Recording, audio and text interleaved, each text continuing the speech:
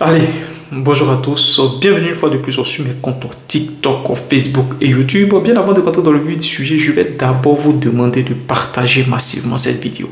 Oui, partagez massivement cette vidéo pour nous encourager dans le travail que nous faisons. Nous prenons donc la latitude de clarifier certains points, d'élucider certains points, de lever l'équivoque sur certains points.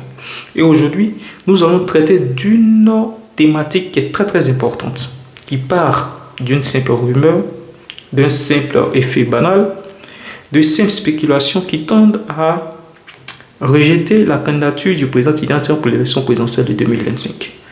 Nous savons déjà que la candidature du président Laurent Gbagbo, pour l'instant, n'est pas d'actualité parce que son nom n'est pas encore inscrit sur la liste électorale. Nous savons également que le candidat du GPS, Ousseoki Bafoye-Kyome, également, voit son nom éjecté donc de la liste électorale.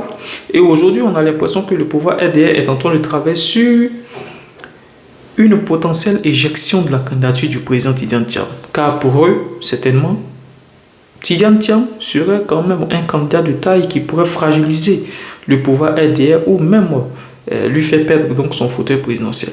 Voilà pourquoi est-ce qu'aujourd'hui, dans les laboratoires du RDR, ils sont en train de travailler sur une certaine forme d'instauration d'une certaine communication dans le conscient des Ivoiriens de pouvoir accepter en quelque sorte l'éjection du président Tidjane Thiam pour les élections présidentielles 2025.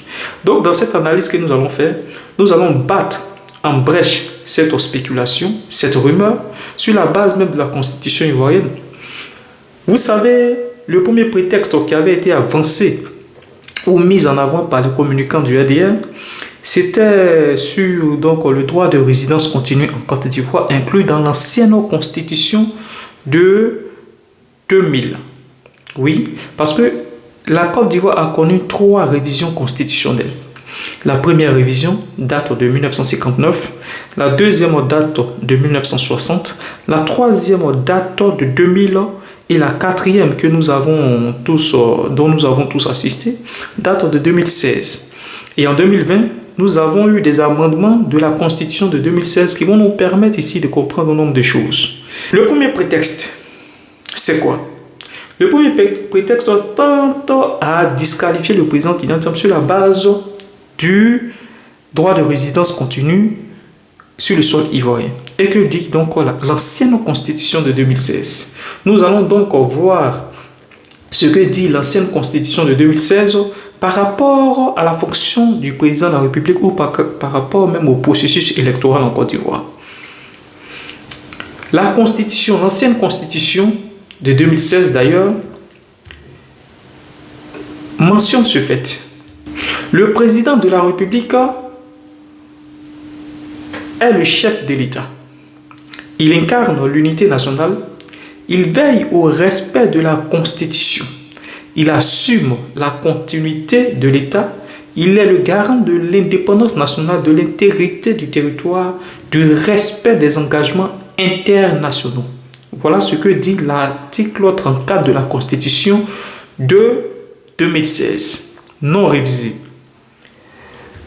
L'article 35 dit quoi? Le président de la République est élu pour 5 ans au suffrage universel direct. Il n'est rééligible qu'une fois. Le candidat à l'élection présidentielle doit être âgé de 40 ans au moins et de 75 ans au plus. Il doit être ivoirien d'origine, né de père et de mère, eux-mêmes ivoiriens d'origine. Il doit n'avoir jamais renoncé à la nationalité ivoirienne. Il ne doit s'être prévalu d'une autre nationalité. Il doit avoir résidé en Côte d'Ivoire de façon continue pendant 5 années précédant la date des élections et avoir totalisé 10 ans de présence effective. L'obligation de résidence indiquée au présent article ne s'applique pas aux membres des représentations diplomatiques et consulaires, aux personnes désignées par l'État pour occuper un poste ou accomplir une mission à l'étranger, aux fonctionnaires internationaux et aux exilés politiques. Le candidat à la présidence de la République doit présenter un état complet de bien-être physique et mental dûment constaté par un collège de 3 médecins désignés par le Conseil constitutionnel sur une liste proposée par le Conseil de l'ordre des médecins. Ces 3 médecins doivent prêter serment devant le Conseil constitutionnel. Donc, dans ce premier prétexte, qu'avaient avancé donc les laboratoires du RDR, pouvant disqualifier, on va dire, le président Tidjane Thiam sur la base du droit de résidence continue de 5 années et un cumul de 10 années sur le territoire ivoirien. Voilà ce que dit l'ancienne constitution, elle est claire dessus. Donc si on devrait se baser sur cette ancienne constitution, on allait se poser la question de savoir effectivement, est-ce que le président Tidjane Thiam remplit cette condition de 5 années de résidence continue sur le territoire ivoirien? Est-ce qu'en cumulant donc toutes les années de résidence du président Tidjane Thiam en Côte d'Ivoire, cela vaut 20 ans, 10 ans? Est-ce que Tidjane Thiam a effectivement passé plus de 10 ans sur le territoire ivoirien? Donc on allait remettre en question donc, cette réflexion sur la base de l'ancienne constitution, je dis bien de 2016, mais qui a été révisée par la suite. Nous allons toujours rester donc sur l'ancienne constitution. Ici, l'ancienne constitution fait mention de 2 points.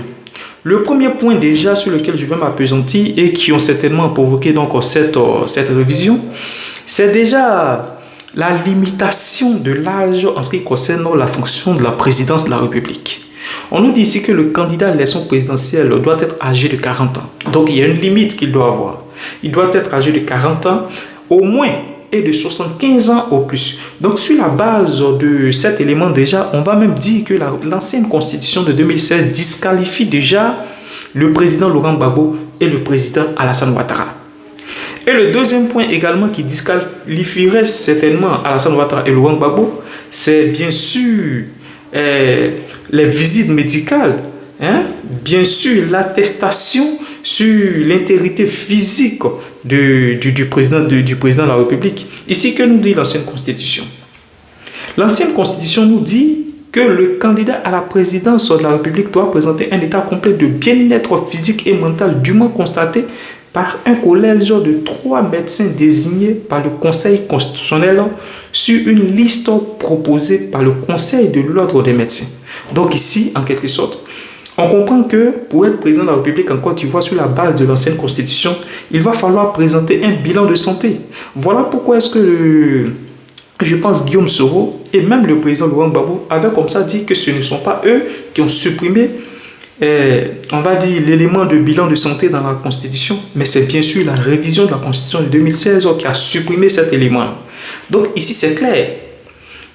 Donc sur la base de l'ancienne Constitution, effectivement, on allait remettre ces points en question, non seulement concernant donc, le président, les potentiels candidats, Laurent Gbagbo et Alassane Ouattara, sur le bilan de santé, sur l'âge limite pour être président de la République. Maintenant, en ce qui concerne le président Tidjane Thiam, on allait remettre en question sa capacité d'avoir exercé ou d'avoir vécu de manière continue pendant 5 années sur le territoire ivoirien et 10 années de manière cumulée sur le territoire ivoirien. Donc voilà, en ce qui concerne la résidence, nous sommes très pointus et très clairs en ce qui concerne l'ancienne constitution de 2016. Maintenant, que nous dit la nouvelle constitution sur la base du droit de résidence? Voilà ce que nous dit donc la nouvelle constitution sur le droit de résidence. Là, nous allons faire de manière limpide pour que tout le monde puisse comprendre. Oui, pour que tout le monde puisse comprendre. Ok. La nouvelle constitution, c'est-à-dire la constitution de 2016 révisée en 2020, nous dit en son article 35, l'État et les collectivités publiques assurent la promotion, le développement et la protection de la femme. Ils prennent les mesures nécessaires en vue d'éliminer toutes les formes de violence faites à la femme et à la jeune fille. Donc systématiquement, vous comprenez avec moi que l'ancienne constitution statuant sur le droit de résidence n'est plus la même dans la nouvelle constitution. Ici, nous avons pratiquement l'article 35 de la nouvelle constitution qui dit autre chose, qui se base plutôt sur le rôle de l'État et des collectivités publiques. Nous allons maintenant descendre en ce qui concerne la fonction de président de la République. Donc l'article nouveau qui a été apporté par Alassane Ouattara dans la nouvelle constitution. Voilà. Ici, nous sommes dans le chapitre 2 du président de la République. L'article 54. Le président de la République est le chef de l'État. Il incarne l'unité nationale. Il veille au respect de la Constitution. Il assure la continuité de l'État. il est le garant de l'indépendance nationale, de l'intégrité du territoire et du respect des engagements internationaux. L'article 55 nouveau. Le président de la République est élu pour 5 ans au suffrage universel direct. Il n'est rééligible qu'une fois. Il choisit un vice-président de la République en accord avec le Parlement. Le candidat à l'élection présidentielle doit jouir de ses droits civils et politiques et doit être âgé de 35 ans au moins. Il doit être exclusivement de nationalité ivoirienne, né de père ou de mère ivoirien d'origine. Donc systématiquement, nous comprenons ici que ça saute. C'est-à-dire, l'article 35 de l'ancienne constitution qui disait que pour être président de la République ou pour être candidat à une élection présidentielle en Côte d'Ivoire, il fallait être de père et de mère eux-mêmes d'origine, eux-mêmes aussi de père et de mère d'origine ivoirienne. Mais ici, on nous dit simplement de père ou de mère, c'est-à-dire l'un des deux parents est ivoirien, tu peux être candidat. L'article 56 nouveau. Le président de la République est élu au scrutin majoritaire à 2 tours. L'élection du président de la République est acquise à la majorité absolue des suffrages exprimés. Le premier tour du scrutin a lieu le dernier samedi du mois d'octobre de la 5e année du mandat du président de la République en fonction. Si la majorité absolue n'est pas obtenue au premier tour, il est procédé à un second tour. Seuls peuvent s'y présenter les 2 candidats ayant recueilli le plus grand nombre de suffrages exprimés au premier tour. Le second tour a lieu le dernier samedi du mois de novembre de la 5e année du mandat du président de la République. Est élu au second tour le candidat ayant recueilli le plus grand nombre de voix. En cas d'égalité entre les 2 candidats au second tour, sera déclaré élu le candidat ayant obtenu le plus grand nombre de suffrages exprimés au premier tour. La convocation des électeurs est faite par décret en conseil de ministres. Donc voilà tout ce que dit l'article 50, 56 et 57 de la nouvelle constitution. Tout simplement pour vous dire que sur la base de la résidence, aucunement on ne peut éjecter la candidature du président identitaire parce que l'article 35 ancien de la constitution de 2016 qui estimait qu'il fallait avoir résidé 5 années contenu sur le territoire ivoirien a simplement été supprimé dans la révision de cet article-là en 2020. Donc, aucunement n'est mentionné ici même le droit de résidence ou le nombre d'années qu'il faut faire sur le territoire ivoirien. Donc, sur cette base, il faut dire que le RDN ne peut aucunement disqualifier le président identitaire. Dans la seconde partie donc, de notre analyse, nous allons voir donc le second prétexte, aujourd'hui mis en avant pour disqualifier le président identitaire.